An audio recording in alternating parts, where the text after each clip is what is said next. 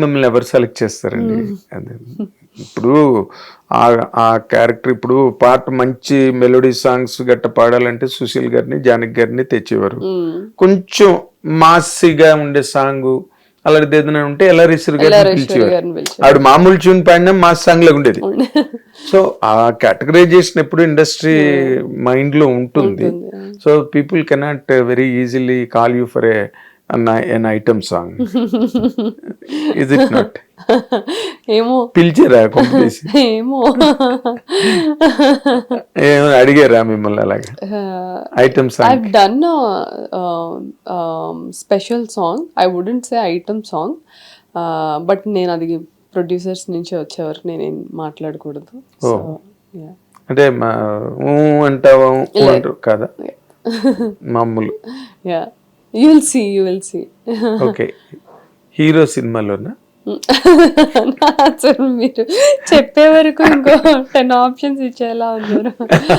ప్రొడ్యూసర్లు చెప్పాలి ముందు. I actually heard someone from my team saying that I was also considered for Peddi song, which Shruti Hassan garu has done.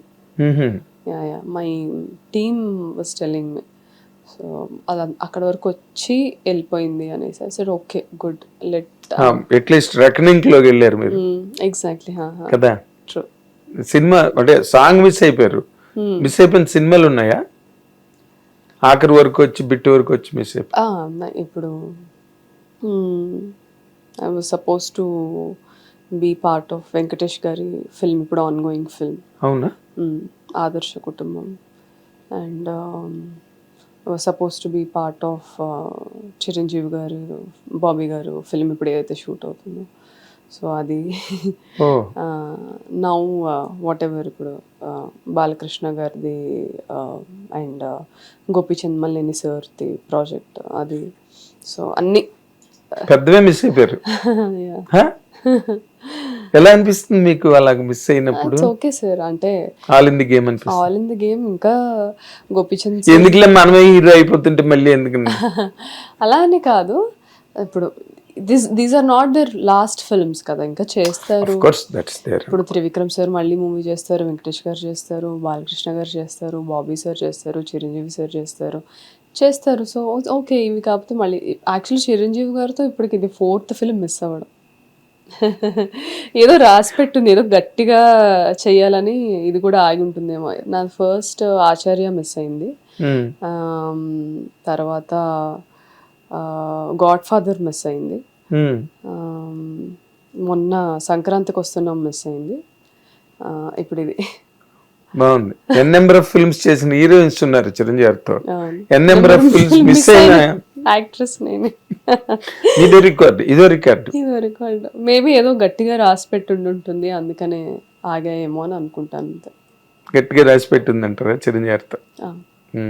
అదే ఈ 14 August 14 అనేది మీరు manifestation పరంగా కానివ్వండి, లేకపోతే మీరు పడ్డ కష్టం పరంగా కానివ్వండి, ఈ ఆగస్టు 14 తర్వాత వచ్చే ఒక ట్రాన్స్ఫర్మేషన్ మీ కెరీర్లో ఎలా ఉంటుందని మీ అనిపిస్తుందండి? మీ సైక్, మీ కాన్షియస్కి. నేను యాక్చువల్లీ అనుకోవడం ఒక 3 సినిమాలు ఫ్లాప్ అయ్యాక అనుకోవడం ఆపేసాను సార్. ఏది అంటే పొలిమేర నేను కథలో ఉన్నాను, కథ తెలుసు, డబ్బులు పెట్టాను, యాక్ట్ చేశాను, డైరెక్షన్ టీంలో ఉన్నాను, అన్నీ చేశాను కాబట్టి నాకు ఒక అంచనా ఉంది. అన్ని డైరెక్షన్స్ నుంచి ఒక ప్రాజెక్ట్ నేను చూశాను కాబట్టి. ఆ పొలిమేర తర్వాత చేసిన ప్రాజెక్ట్స్ అన్నీ ఎలా అయిపోయాయంటే, ఒకటి ఉట్టి క్యారెక్టరే నాకు తెలియడం, కథ నాకు తెలియకపోవడం, ఆర్ నేను చేసింది ఒకటి ఎడిట్ అయ్యాక బయటకు వచ్చింది ఒకటి అవ్వడం, ఆర్ కథ ఒకటైతే ఎక్కువ మంది ఇన్వాల్వ్మెంట్ వల్ల కథ మార్చాల్సి వచ్చి లాస్ట్ మినిట్లో. మళ్ళీ మనం ఒప్పుకున్నప్పుడు ఒక కథ ఉంటుంది మనకి, చేసే ప్రాసెస్లో ఎక్కువ మంది ఇన్వాల్వ్మెంట్తో అనుకున్న కథ కాకుండా వేరేదేదో అవుతుంది. అప్పటికే తెలిసిపోతుంది, అబ్బా ఇలా ఎందుకు మార్చారు, ఇది వర్కౌట్ అవ్వదు. బట్ ఏం చేయలేం, మనం సైన్ చేసేసాము, సో అందులోంచి బయటికి రాలేము, చేసేస్తాం. సో ఇలాగ చాలా ఫ్యాక్టర్స్ వల్ల నాకు తెలుసు somehow this is not going to work out. But సర్లే ఇంకా అయితే అవుతుంది, లేదంటే లేదు అనే ఆ థాట్ ప్రాసెస్లోకి వెళ్ళిపోయాను. ఆ 1 ఇయర్లో నేను ఈ మూవీ కన్నా ముందు 1 ఇయర్ 2024లో. సో ఆ స్టేట్కి వచ్చాక నాకేంటి హోప్, నాకేంటి ఎంతూజియాజం ఇచ్చేది, నేను ఇలా అనుకుంటే ఎలా అని ఆలోచిస్తూ ఉంటే నాకు అనిపించింది ఈ సినిమా ఎంత పెద్ద బ్లాక్ బాస్టర్ అయినా, లేకపోతే హిట్ అయినా, యావరేజ్ అయినా, ఫ్లాప్ అయినా, మళ్ళీ నెక్స్ట్ డే నేను లేచి నేను సెట్కి వెళ్ళాలి, ఇంకొక సినిమా సైన్ చేయాలి, ఇప్పుడు చేసిన మిస్టేక్స్ నుంచి నేర్చుకొని నెక్స్ట్ సినిమాకి అప్లై చేయాలి, ఒకవేళ సక్సెస్ వస్తే దాన్ని ఎలా హ్యాండిల్ చేసుకుంటా మనం నెక్స్ట్ ప్రాజెక్ట్ని కేర్ఫుల్గా సెలెక్ట్ చేసుకోవాలి. ఇది కంటిన్యూ ప్రాసెస్ కదా సార్, ఇక్కడ ఆగేది కాదు, ఎక్కడైనా ఎవరికైనా అంతే. So how does it matter? Maybe business wise you సర్కిల్స్లో మనీ ఇన్వెస్ట్ చేసే ప్రొడ్యూసర్స్ దగ్గర అండ్ నేను తీసుకునే రెమ్యునేషన్స్ దగ్గర ఏమైనా డిఫరెన్స్ వస్తుంది, కానీ నా ప్రాసెస్ యాజ్ అన్ యాక్టర్, నా process as a human being is still the same. So నా కంట్రోల్లో ఉన్నవి ఇవి కాబట్టి నేను దీని మీద ఫోకస్ చేస్తాను, చేద్దాము.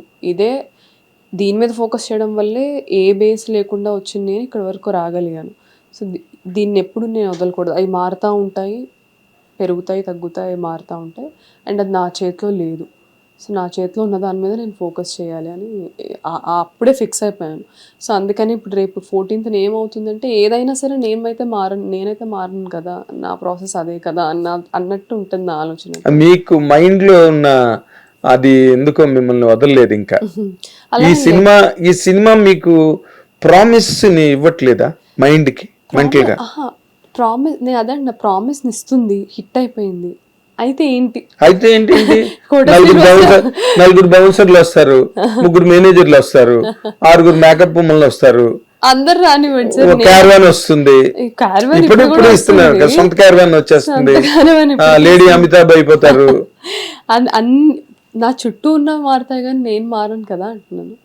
అది ఇప్పుడు మనం స్టేయింగ్ నమ్మకూడదు అంటారండి. Staying grounded is always a good thing in reality, in front of screen or in any which way. జీవితంలో ఎంత ఎదిగినా ఒదిగి ఉండడం నేర్చుకోకపోతే గాలిలో కట్టిన మేడల్లాగా కూలిపోతాయి, పేక మేడలు అయిపోతాయి. సో అది నేను చాలా నమ్ముతాను. అండ్ ఎందుకంటే నేను ఒక ప్రొఫెషన్లో కష్టపడి ఒక పొజిషన్ తెచ్చుకొని అది వదిలేసి నేను 0 నుంచి మళ్ళీ ఇంకొకటి స్టార్ట్ చేసినప్పుడు నాకు తెలుసు how people treated me, because I started from 0. But as a human being నేను 0 నుంచి స్టార్ట్ చేయలేదు. అంటే బ్యాడ్ ట్రీట్మెంట్స్ ఎదుర్కొన్నారండి మీరు? యా ఆబ్వియస్లీ కదా సార్.